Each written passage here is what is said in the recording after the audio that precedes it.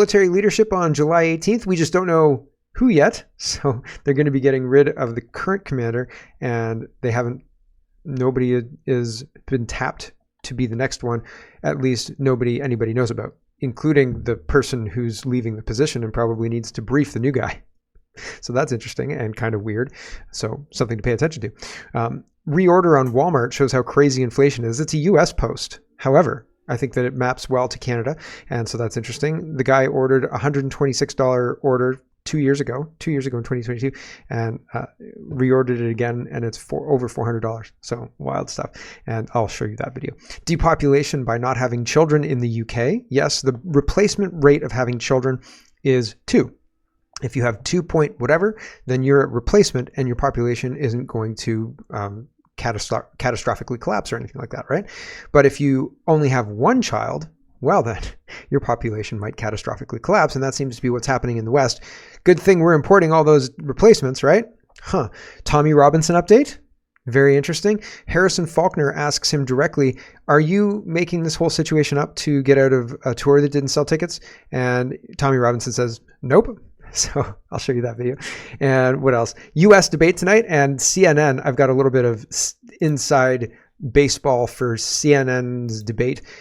Fundamentally, what they've done is they've taken control of the microphones for the podium. Both microphones can be muted by the host or by CNN or somebody else. And if you're competing to be the president of the United States and you can't be trusted with a hot mic, that's a statement and a half, don't you think? So I don't know. I think it's going to be crap. I think the debate is not going to work. It's not proper. It's a show, and the show is meant to achieve certain things, but what you think a debate is supposed to achieve, it's not going to achieve that tonight. It will do something else, but it's not going to achieve anything a debate is supposed to achieve. More ArriveScam style insider funding to companies. Interesting stuff all around. There's lots going on. Let's get to it. First, Doug Ford says, when I read this, the only reason I'm showing this to you is because apparently Olivia Chow is Toronto's 66th mayor. And my immediate thought was, of course, she's the 66th mayor. Of course she is. So Doug Ford says, I want to extend my sincerest congratulations to Olivia Chow as she marks 1 year since her election as Toronto's 66th mayor. From our historic New Deal for Toronto to delivering on priorities like transit and infrastructure, Mayor Chow has been a true partner at City Hall as we work together to get it done for the people we represent, regardless of political stripe. The whole thing seems really kind of contrived, and the whole 66th mayor thing caught my attention. Symbolism, right? They really, really like to rub it in people's faces. It's very interesting. Here's Justin Trudeau, and he's congratulating Mark Rutte for his becoming the Secretary General of NATO. Excuse me, not the United Nations, NATO. Oh, I got it wrong. Sorry. I thought it was the United Nations. It's NATO. He says, our alliance is more important than ever, and we'll keep working closely together for peace and security. Is NATO working for peace and security? Did I misunderstand the last few years? My gosh. Have I internalized this incorrectly? Did I read NATO or did I read the United Nations when I should have read NATO? Peace and security? NATO is not working for peace and security. They are destabilizing Europe, right? Through all sorts of really ridiculous initiatives and wars and all the rest. So to me, it's not helpful to have the United Nations in my mind, NATO. I did it again. NATO. It's not helpful to have NATO in my mind. Here's Keir Stammer, and he says, I welcome Mark Rutte's appointment as the next NATO Secretary General.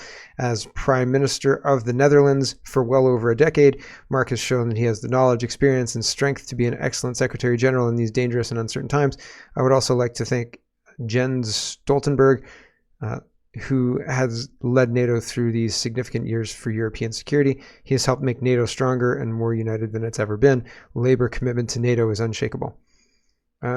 Again, these people who are aligning themselves with NATO and Mark Rutte was chased out of office by farmers, right? Farmers who were revolting all across the country because of what Rutte was trying to implement.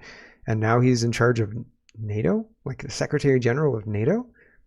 That seems like not good, right? That seems not good at all. So pay attention. Things are happening, and it's not good. I don't think good things are happening.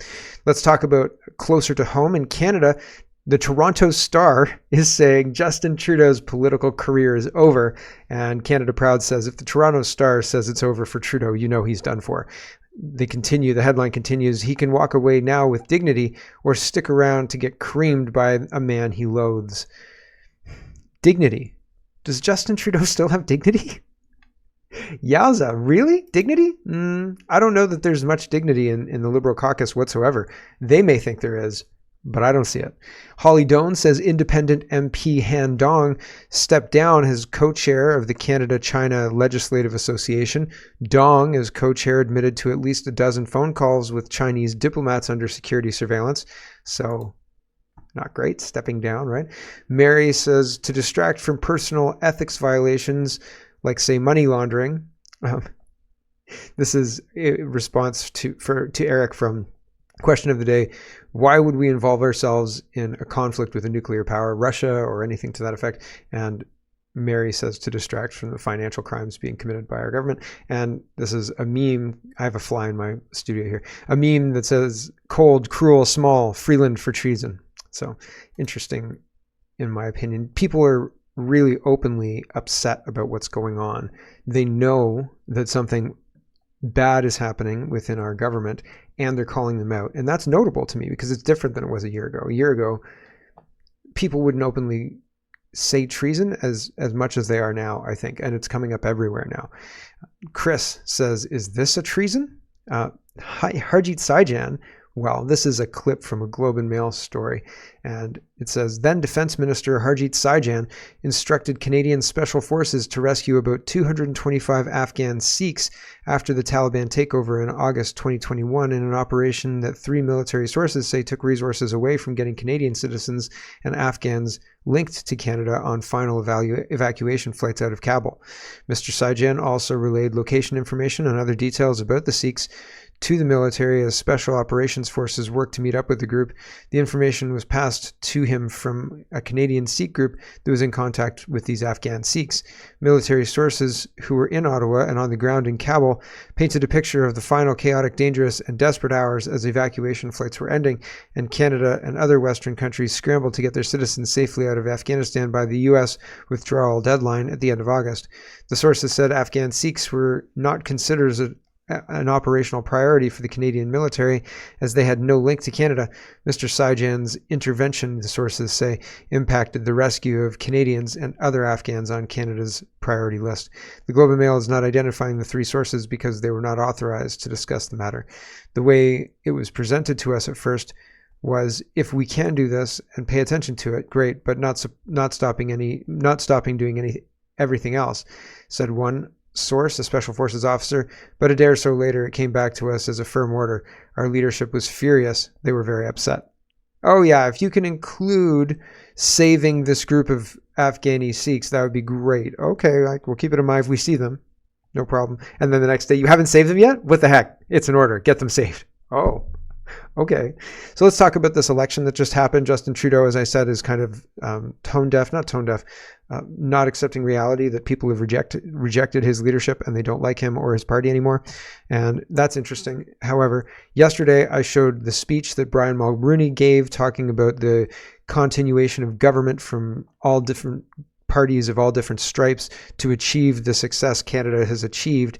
And I thought it was interesting, and so does Blonde Finn, that Ben Mulroney was endorsing Don Stewart, perhaps instead of his father, right? Next best thing. And Blonde Finn says, I said Don Stewart was handpicked to be a globalist slave. Congratulations, Don.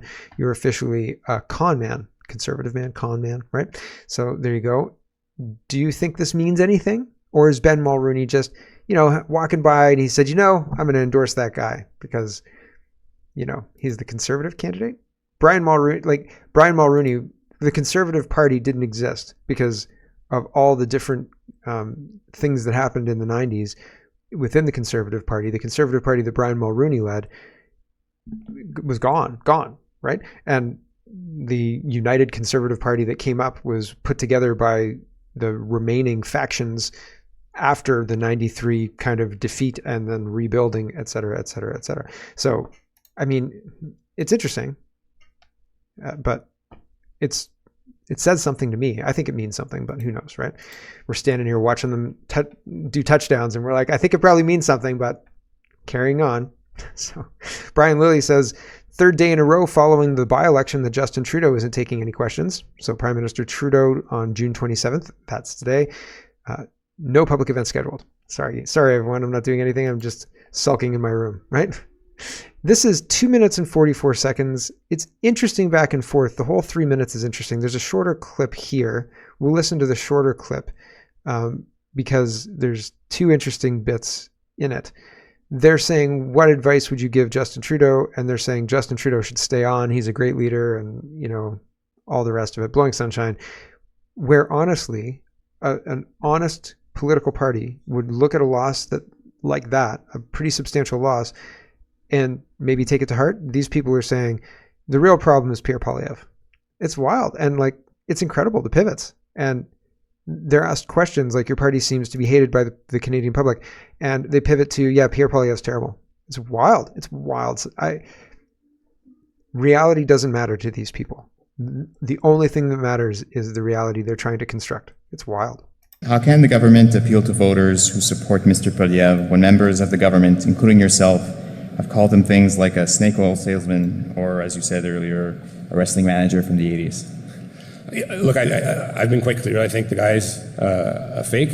We shouldn't focus too much on this guy. I think Canadians are smart. And as I've said, Canadians have pretty good bullshit detectors, and they know when they're being bullshitted.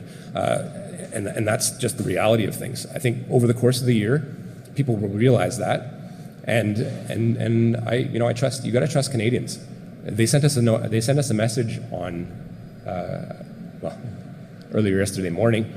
And that's a message that we can't ignore. So, yes, we have someone that is peddling politics that we have not seen in Canada in my lifetime, but I don't think in the history of Canada. He's imported it from the South in his own style, and it works for him. So they lost an election. Yes, the Canadian public sent us a message, but Pierre Poilievre is doing politics that he's inspired from the South? What? What? The whole thing is crazy. And people have pretty good bullshit detectors. Yeah, the Liberals are spouting desperate bullshit to stay in power, and nobody believes them. Because why would anybody believe them? Because they're lying liars. Here's the rest of this absolute mess of a statement. Let it work for him. Let Canadians be the judge. We also have a job to govern over the next year, and that means actually doing the work. Canadians are frustrated with us for their own reasons that have nothing to do with Pierre Poilievre. He's weaponizing that. Let's be clear about that. But let's also talk about visions of Canada. I love my country. I'm going to fight for every inch of it. What an absolute mess. What a mess of an answer. It's not even an answer, really. And honest, the 2 minute long one, he's asked a question at the beginning, and he's asked, what advice would you give Trudeau? And he says, I'm a friend of his, so I wouldn't give him advice publicly, but as a minister, the advice I would give him is stay on, And I just, again, you're not internalizing what was said. You're giving talking points that haven't changed and been updated since the election. And it shows. It shows. Here's Mark Holland. And again, exactly the same out of touch rhetoric, absolutely not taking any kind of ownership for people rejecting the Liberal in a Liberal stronghold, blaming Pierre Poilievre, and lies. It's really something. Here's Mark Holland. This might be loud. They were examined on Monday, Toronto, St. Paul. Well, I mean, look, the walls of Fortress. What did they do? They won Toronto, St. Paul's. They breached Fortress Toronto. That matters, though, Minister. That matters. I mean, come on. What did they do? What did the Conservatives do? They came in and they said everything that's wrong in the world. No, because people are upset for sure, and then it's in a by-election where there is no consequences to flipping a seat. And right now, who's happy about the world? It's tough out there. I don't care. You go to any country. I don't care where you go. These are difficult times. People are frustrated with that. So yeah, congratulations to the Conservatives. They got people to agree that the world is tough right now. Absolutely reframing what happened, right? It's not they got the world to agree that things are tough right now. They got a safe Liberal seat to flip Conservative in an election, in a by-election that's a bellwether to a huge loss coming, and the Liberals refuse to even acknowledge it, right? And I don't know if you could hear, I probably, but as he's talking midway through the clip here, the interviewer is like disgusted. He's like, oh, you're just not even going to engage. Like, oh my gosh, right? CTV News is reporting Trudeau's cabinet all ears to the concerns of Canadians as political fortunes fall. Didn't they sound like they're just totally willing to listen? Didn't they? Didn't they just sound like they wanted to listen to all the problems that you have with the Trudeau government? What an absolute horses, right? Behind. Unbelievable. Unbelievable. But this is the political climate that we're in. Michael Barrett says Liberal insider and sole source contract recipient was paid $237 million for never used ventilators. He's now looking to replace Justin Trudeau in the Liberal leadership race that's inevitable at this point in time. The right choice to put the Liberal Party on a ventilator. The Liberal Party now on life support. It's time for a carbon tax election, says Michael Barrett. And that carbon tax election thing is, again, branding from the Conservative Party. But I thought it was interesting. Lots of people are reporting that this Liberal, what's his name? Frank Baylis, is wanting to try and become the next Liberal leader. So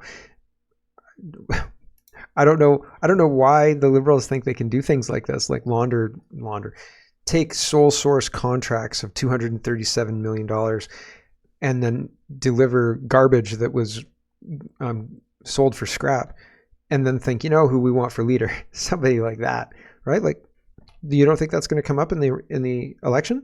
I think it's crazy. Rebel News is reporting former Liberal MP Frank Baylis is known for being the head of Baylis Medical Company, which received a $237 million contract for ventilators in 2020 and a $4 million COVID contract for maintenance of ventilators that were unused. Right. So $4 million to maintain those unused ventilators. You're welcome. Here's $4 million. Ooh, I actually haven't watched this yet. It's a 5-minute clip. Oh, goodness. That's a long one.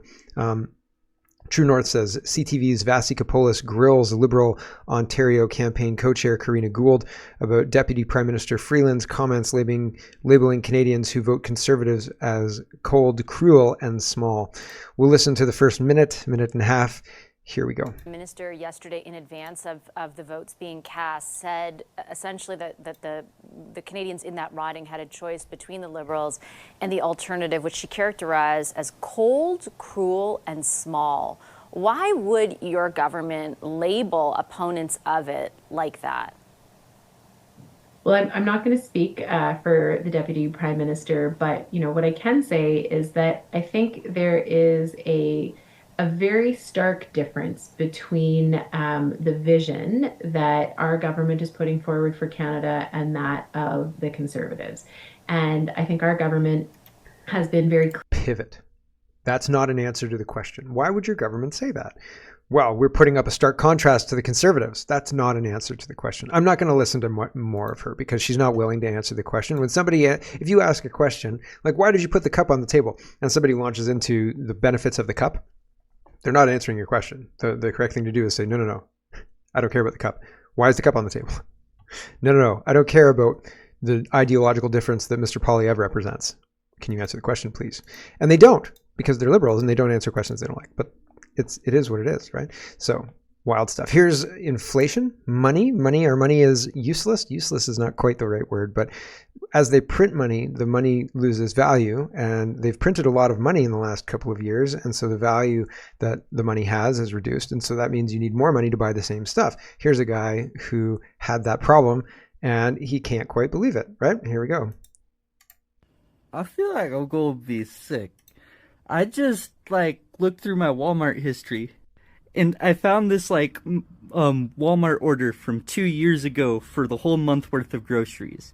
45 items cost $126. A whole month of groceries just for me, basically. But I did notice this reorder all button, and I wanted to see how much it would cost now. Now, this order of 45 items for 1 month would have cost $414. That is 4 times more. How the fuck? How? What? Wow. Right? They don't even have carbon tax as far as I understand. That's US. Here's CTV News reporting this. Company closing Kitchener factory blames cost of development and government over-regulation. So a modular construction, it's not just your grocery bill that's having a hard time. If you can't make a product for an okay amount, right? Like it's going to cost you $10, let's say, to make this thing, right? My orange cup here, it's got my tea in it. And so you got to sell that and cover the cost of shipping it and cover the cost of R&D, researching it, and all the rest of it. So if it costs $10 to make, and let's say that cost includes all of the packaging and stuff, and then maybe $2 to ship, and you sell it wholesale for $25, you make your profit, and then the other place sells it for $40, they make their profit, and everybody's happy, right? Everybody covers their costs, people get paid, everybody's happy, right? But what happens when the cost to make the widget, because of whatever reason, is now $45? You can't sell it wholesale at $25 anymore, and you can't sell it retail at $40 anymore. And so if you sell it at, the regular markup should be X amount, right? You want, I don't know what your wholesale markup should be, but it should be substantial enough to make it worthwhile. And then your retail markup is even more. It's got to be worth that. Are you ready to pay $200 for a mug, for a thermos cup? Can't remember what these things are called. But right, like is that doable? So when the cost to produce becomes makes it prohibitive to make a profit on your product, then you have to shut down. That's what's happening here because of bad policies. Okay, it's not just your grocery bill. A modular construction company has decided to close up shop in Kitchener. Zed Modular, a division of Zeckelman Industries, announced Tuesday that it would be closing its factory on Manitou Drive. The company makes modular housing units and cited problems in the Canadian housing market as a major factor in their decision to shutter the factory. A news release from the company reads, in part, public sector inefficiency in the permitting and entitlement process reduces the inventory of land available for housing development and renders land costs too expensive for the development of affordable housing. A developer must either choose to pay too much for developed land or wait too long to go through permitting and entitlement. Financing for modular construction in Canada also proved to be an inefficient and costly process. Under the Rental Construction Financing Initiative, all financing is subject to acceptance by the Canadian Mortgage and Housing Corporation. Zed Modular worked diligently to have the first ever modular construction development approved by CMHC. However, the approval took over a year and was not received until the project was nearly complete. Subsequent projects have experienced similar significant inefficiencies in financial approval. Finally, inflationary government overspending has driven operating costs to a level that substantially increased project risk. These unfriendly business conditions ultimately led to the company's difficult decision to close the Kitchener factory and regrettably job loss for teammates at the facility. So no good because of bad policy. Real, genuine, negative outcomes because of idiotic liberal policies. That's what's going on. New Blue Party is announcing this. According to the Sunshine List, 35 people employed at the Science Center made over $100,000 a year. It's $3.5 million just for staffing at the Science Center. And that's just the 35 people who make over $100,000 a year. They can't afford a roof. Wasn't the Ford government supposed to clean up spending? So the Science Center is closed permanently. Like it's done, absolutely done. You're never going to the Science Center again. Anybody who had summer programs at the Science Center, they're going to be refunded. So this happened on the 21st, and I didn't know, but yeah. 21st, this is a week ago. The Ford government is shutting down the Ontario Science Centre immediately and permanently amid concerns that the roof is no longer structurally sound, a drastic step announced just hours before the popular attraction was sealed off from public access.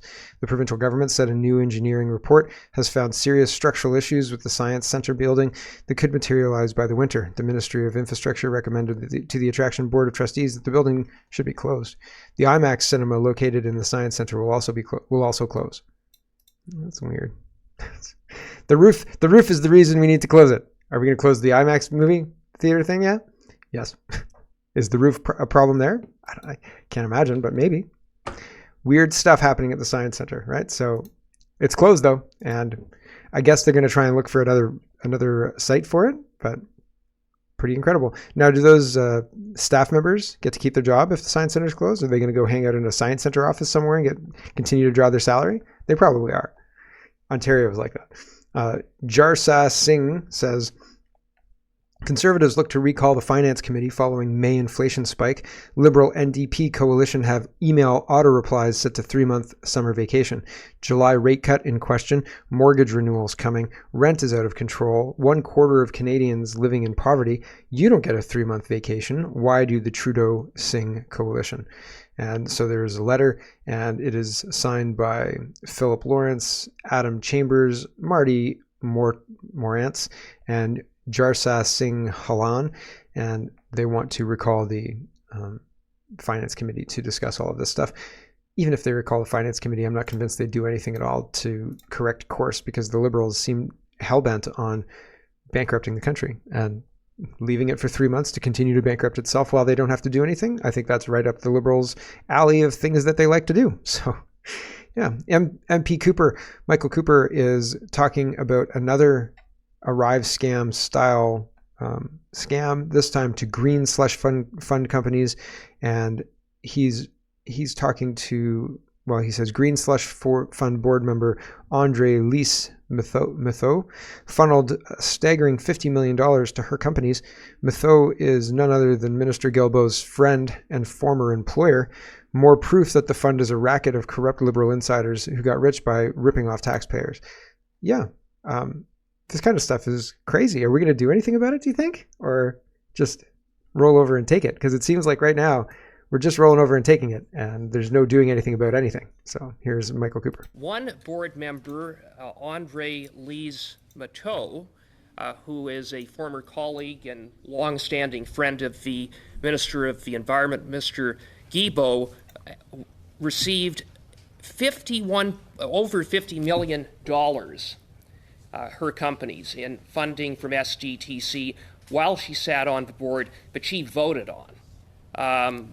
I have identified a number of other companies that Ms. Mitho has an interest in that received monies from SDTC while Ms. Mitho served on the board. So I want to ask you, did you look into the funding received by MindSense Technologies Limited, which received $4 million from SDTC, in which Ms. Mitho is an investor? So, Mr. Chair, I'm not sure I can respond at that granular level. I'll see if the team can do some research. I think it's important to know that we didn't target board members or their companies. We looked at the process that the foundation had in place, and at times there were conflicts of interest that were well managed, and we highlighted the 90 that were not. Well, Ms. Hogan, I would note that it is a blatant conflict of interest to, as you determined, to sit in a meeting and approve funding to a company that you have an interest in, and there were at least more than $50 million that went out the door that you've identified with respect to Ms. Mitho. And not only that, but it is a violation of the law for a board member to receive funding to a company that they have an interest in from SDTC by virtue of the SDTC Act. So we're not only talking about conflicts of interest, but we're also talking about non-compliance with the SDTC Act. So I would just, for the record, ask you to come back to this committee and determine whether you factored in or considered, with respect to conflicts of interest and non-compliance with the law by Ms. Mitho. There you go. So there's a lot of this kind of scam all through the government, and it seems to be costing us a lot of money, and nobody seems really interested in getting to the bottom of it, right? Pretty interesting. General Wayne Ear says he has no idea who's replacing him as a top military commander. The government has named a date for the change of command, but not Ear's replacement. So, yeah, the date is July 18th, 2024. The Canadian military is expecting to get a new commander on July 18th, 2024. Who will it be appears to be anybody's guess at this point, and even the current chief of defense staff says he has no idea who's replacing him. In an interview, I mean, I'm sure that a couple of weeks is enough time to get the defense staff, the new chief of defense staff, up to speed, right? I'm sure, definitely, right? They'll probably, who will they import, right? Like, it'll be a diversity hire from somewhere, right? Hello everyone, thanks very much for watching. This is just a short version of a longer show. If you'd like to get the whole show, you can go over to CanadaPoly.com and sign up for a subscription. Just look in the drop-down tab for Shop and Donate and look for subscriptions, and you'll get immediate access to the full show. Love to see you. Thanks for watching, everybody. Have a wonderful, wonderful